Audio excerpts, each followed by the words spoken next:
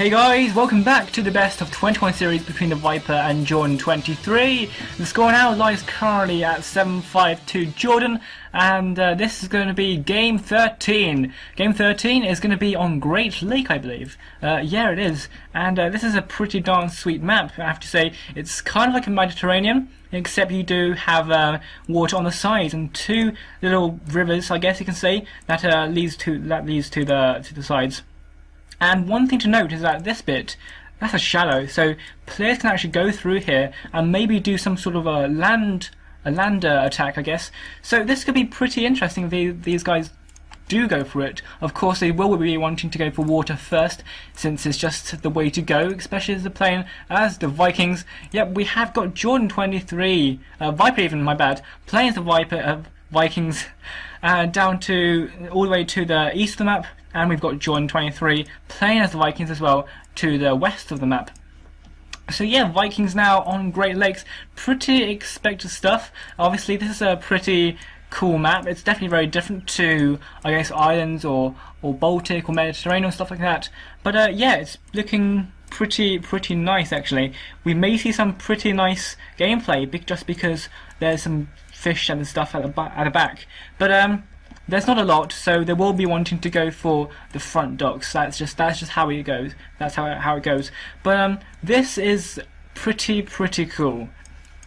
Now it means that you don't have to go for a transport ship. It means that you could just walk across here and try and do some landing, or just land attack, and with smarches and stuff like that.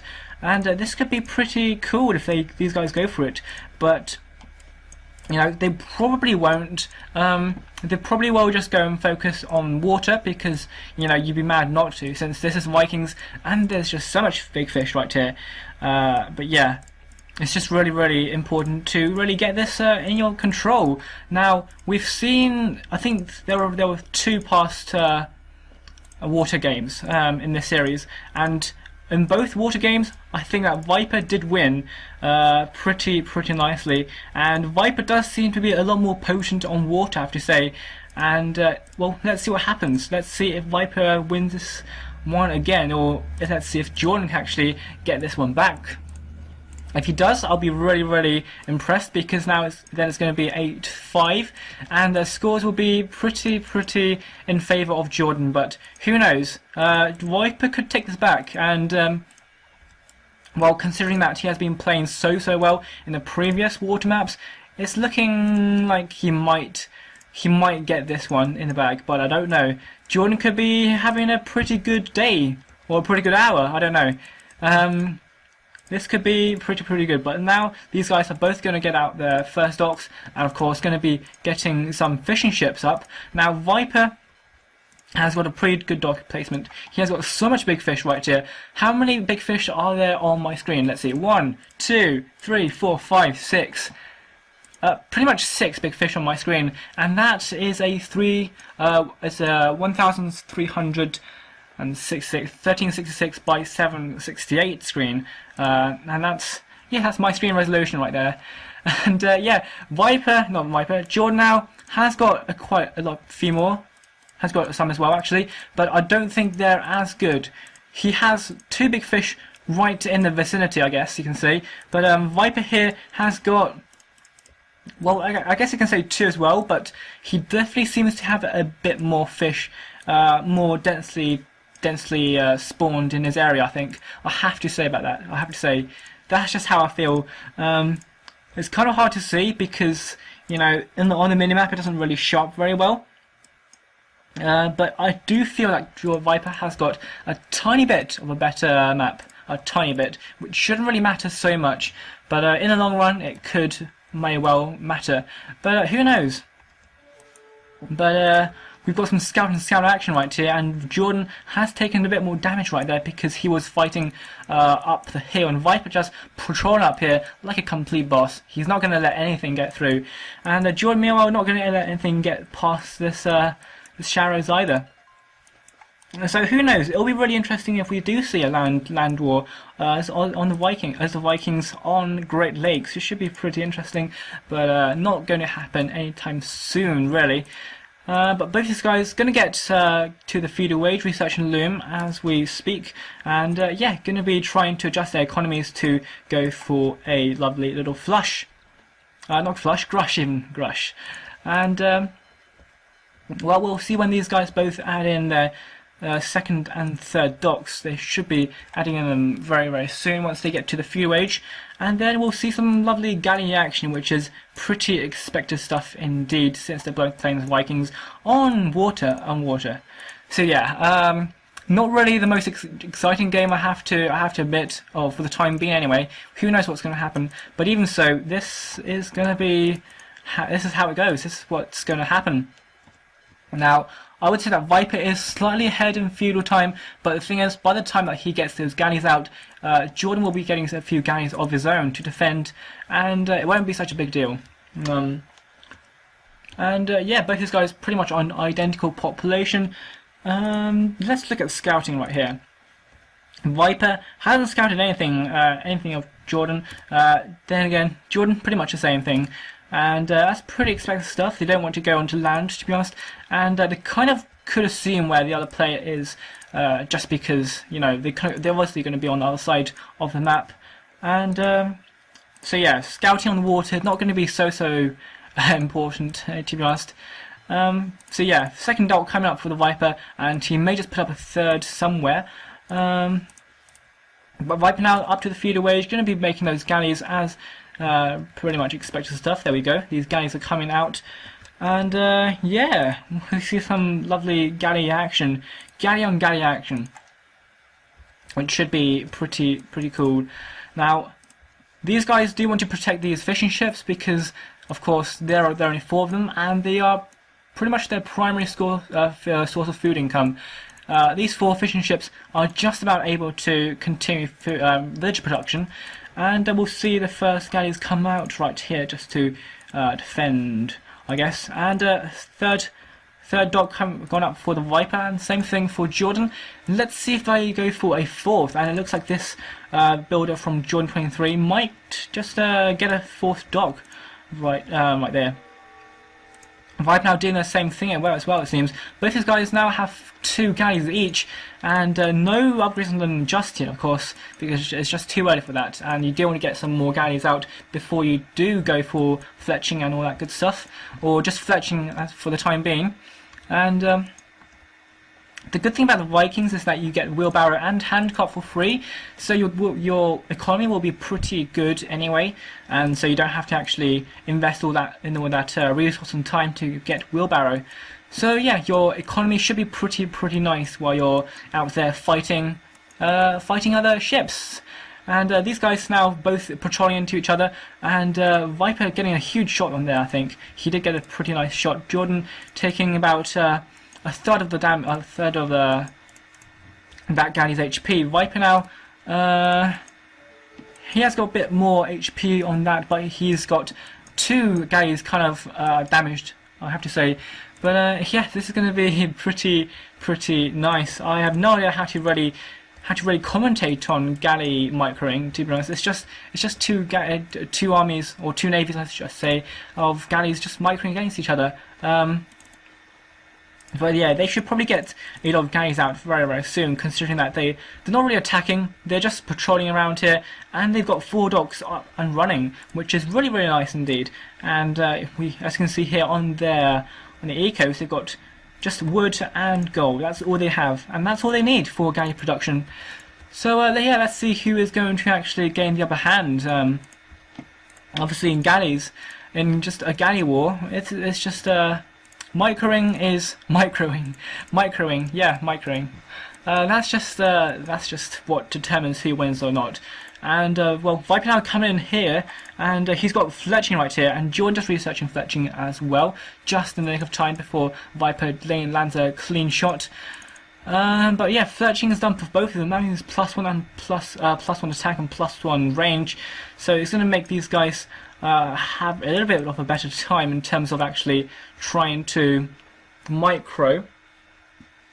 But since both these guys do have the same upgrades and pretty much the same number of ships, I think it's going to be pretty hard to see who actually tries to win. But Viper has got a pretty damaged, yeah, pretty damaged galley right there, and he could try to repair that. In fact, I haven't actually seen any game where the player has actually repaired a galley. That'd be pretty cool if they do, and well, we'll see what happens if they do. Actually, that'd be pretty cool. Viper almost just lost control of his navy right there, but it's pretty close, and well, he's not landing such great shots right there, and yeah, it's pretty hard. But oh, nice! Jordan managed to snipe off that really low galley, which is really good indeed. But let's see. Let's look at the numbers. Viper now has 15 war galleys, even 16 now for Jordan 23, 16 now for Viper as well. So they are still continuing to produce, and I think that they are kind of just killing the same number of galleys, which is pretty good. But we'll see if anything interesting happens. Obviously, they might try and go for a landing of some sort, or just a land attack. I keep saying landing, but you know, it is a land attack because they could just run through here and just go for some archers and stuff like that. But it doesn't look like that's the case. And Viper could try and snipe off those fishing ships because Jordan was actually going too far out.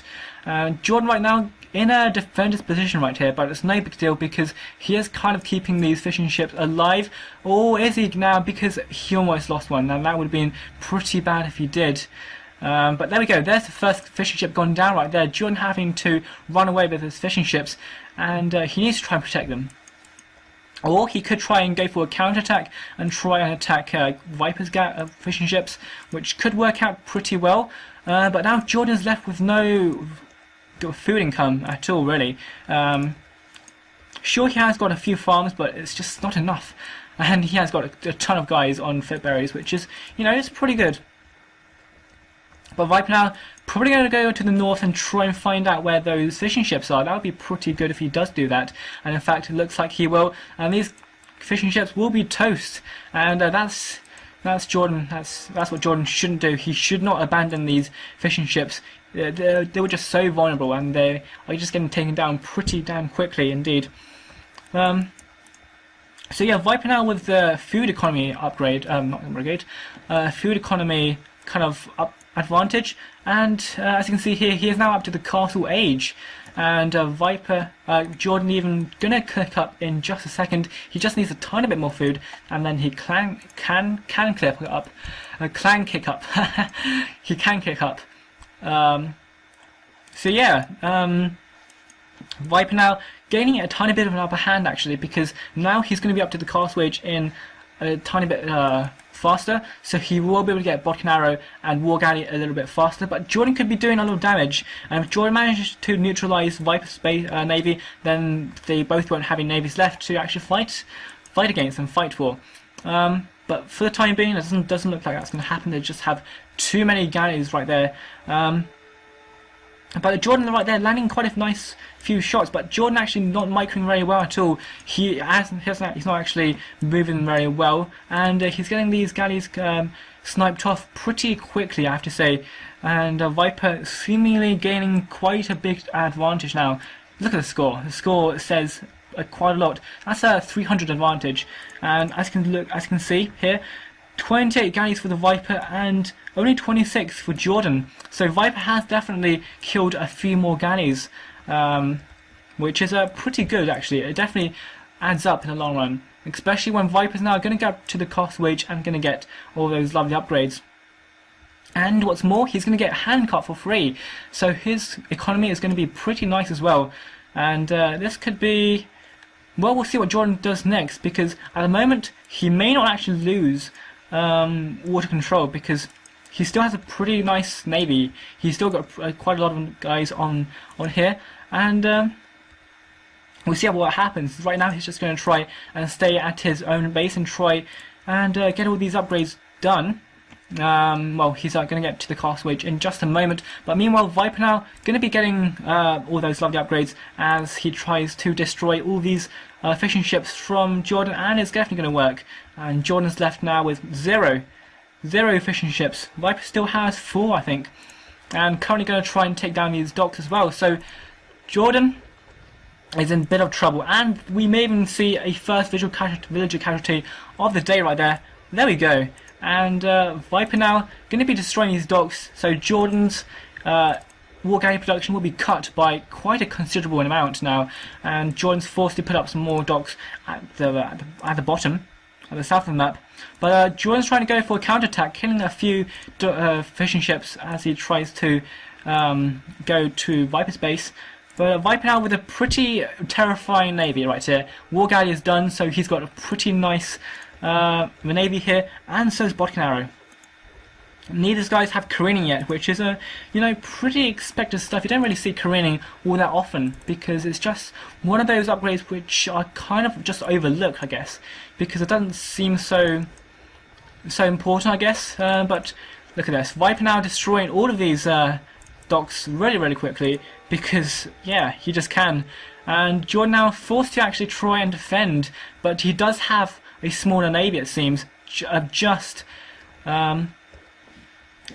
Yeah, he does seem to have a tiny bit of a small navy, and well, Jordan needs to try and defend against this, otherwise his docks will get taken down pretty quickly, but is kind of reluctant to actually do so because he knows he's at a disadvantage, and he knows that Viper is gaining a pretty big advantage in terms of score, in terms of economy, in terms of military as well, and he needs to actually just do something and try and do his best at trying to take down these war galleys.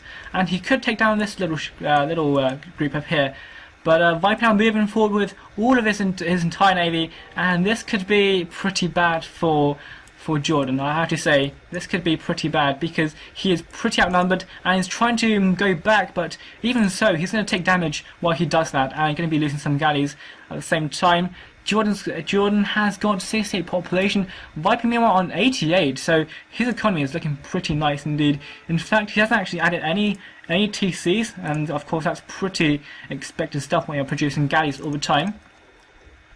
But of course now, Viper with a pretty huge navy and a pretty huge advantage, and now with just so little docks, Jordan just can't really keep up with it. He's just trying to make some more docks, which, it's a good idea to do so, but Viper hasn't.